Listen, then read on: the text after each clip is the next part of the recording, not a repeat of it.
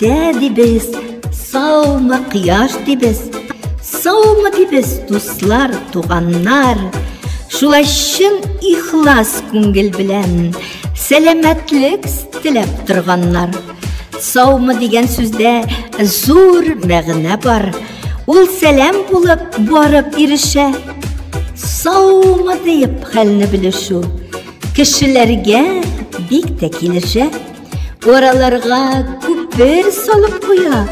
Гади генә булган ике сүз бик күңелле була, хәтта белешсән. Якын туганнар кебек карап күзгә күз. Аерылышкан чакта сау бул дибез. Исән йөр дип теләп калабыз.